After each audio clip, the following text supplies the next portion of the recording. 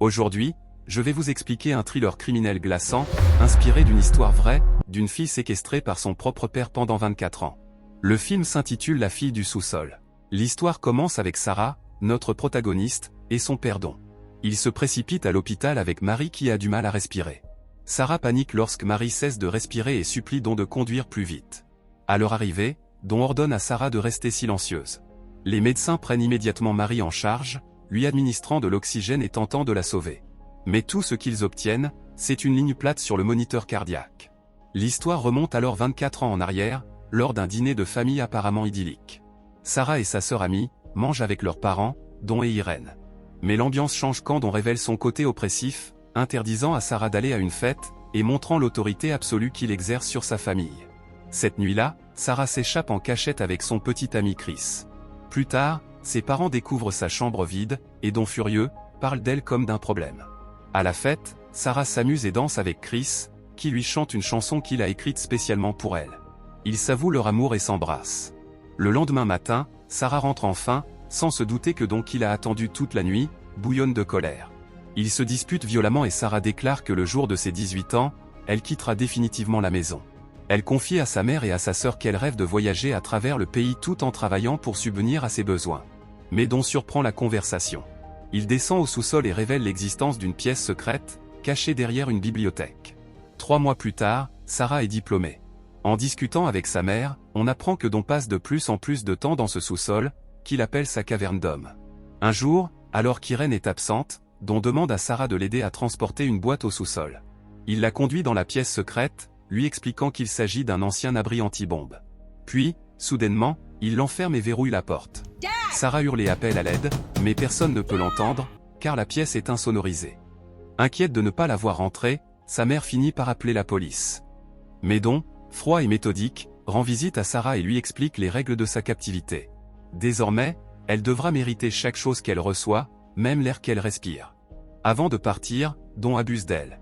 Quand un policier vient enquêter, Don prétend que Sarah est simplement partie voyager comme elle en avait parlé.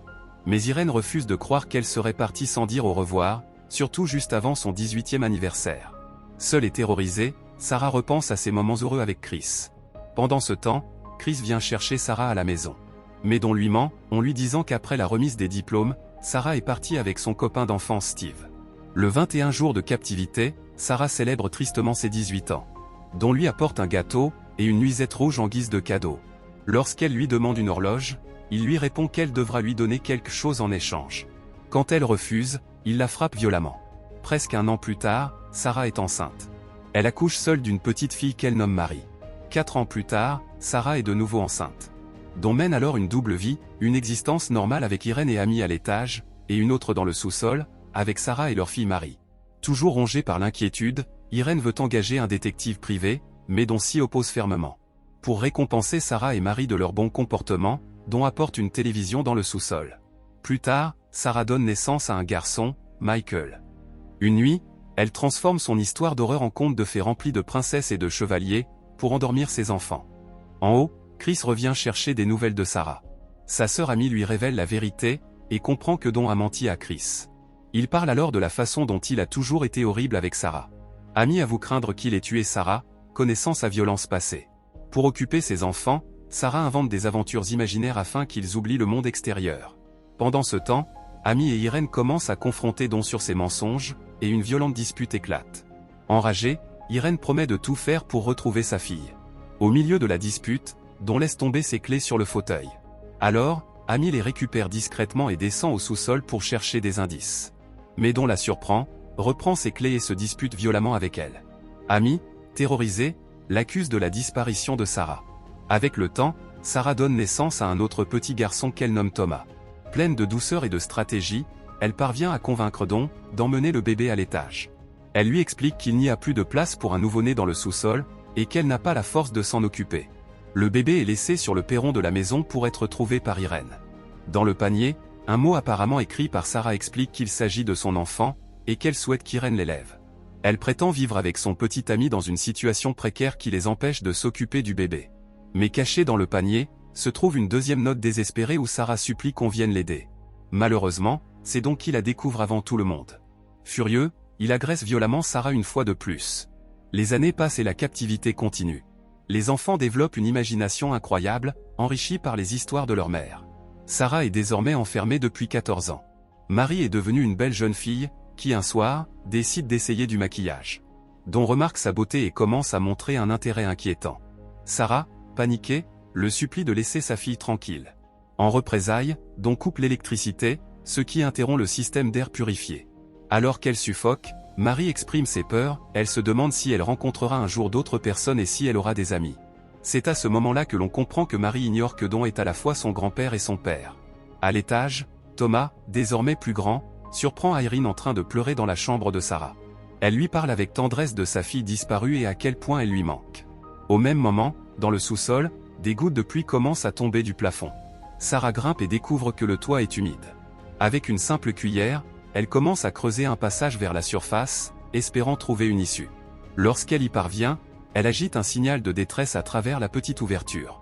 Un voisin l'aperçoit, et au lieu d'aller vérifier il informe Don. Don descend furieux et bat violemment Sarah, qui est de nouveau enceinte. Sous la douleur, elle hurle et sanglote tandis que les coups provoquent une fausse couche. Sarah donne naissance à un bébé mort-né, et Don l'enterre dans le jardin. Ensuite, il descend au sous-sol pour se plaindre et les traumatiser, tout en félicitant Thomas qui est désormais devenu un jeune athlète fort et prometteur. Marie et Michael demandent à Don quand ils pourront enfin découvrir le monde extérieur. Mais Don rejette la faute sur Sarah, affirmant que c'est son mauvais comportement qui les retient prisonniers. Sous la pression des questions incessantes de ses enfants, Sarah craque. Dans un accès de rage, elle détruit tous les meubles et objets du sous-sol, hurlant sa douleur et son désespoir.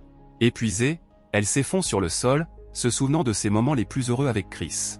Voyant leur mère brisée, les enfants lui couvrent les épaules avec une couverture, et nettoient le sous-sol.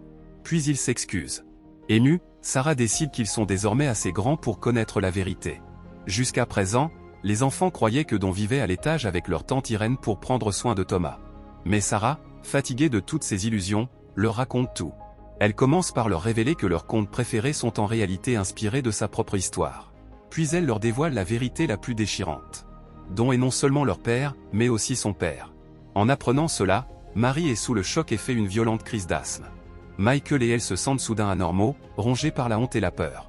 Sarah les rassure, leur répétant qu'ils ne sont pas fautifs et que Don est le seul coupable. Un an plus tard, une nouvelle dispute éclate entre Don et Michael, après que Don ait insulté Sarah et son apparence. La nourriture se fait rare, car Don connaît de graves problèmes au travail. Bientôt, il perd son emploi et la maison est menacée de saisie. Acculé et désespéré, Don prend une décision monstrueuse. Il relie l'échappement de sa voiture au système de ventilation du sous-sol, tentant d'asphyxier Sarah et les enfants avec de la fumée toxique. Mais Thomas, qui se trouve dans le garage sans rien savoir de ce plan macabre, interrompt Don par hasard et leur sauve la vie. Alors que Don et sa famille profitent d'un barbecue dans le jardin, Marie, toujours enfermée, est de plus en plus malade, et a du mal à respirer. Don refuse d'emmener Marie à l'hôpital, alors Sarah le supplie de l'aider, lui promettant de tout garder secret. Et à contre-cœur, Don accepte, laissant Michael derrière lui dans le sous-sol. Cela fait maintenant 24 ans que Sarah est prisonnière. Nous revenons alors au début de l'histoire, lorsque Marie est transportée en urgence à l'hôpital. Sarah, dévastée, est folle d'inquiétude pour sa fille, et pleure de soulagement lorsque les médecins parviennent à la sauver. Une infirmière remarque que Marie n'a aucun dossier médical ni acte de naissance, elle n'existe pas officiellement dans le système. Mais Don explique que Marie a toujours été soignée avec des remèdes naturels, et instruite à domicile. Pendant que Don s'occupe des formalités administratives, Sarah observe discrètement la pièce du regard, cherchant un moyen de fuir. Alors, elle renverse volontairement de l'eau sur les documents, créant une diversion. Profitant de la confusion, elle s'éloigne rapidement de Don et court jusqu'à une infirmière, à qui elle avoue qu'elle a besoin d'aide. Un policier intervient immédiatement et confronte Don.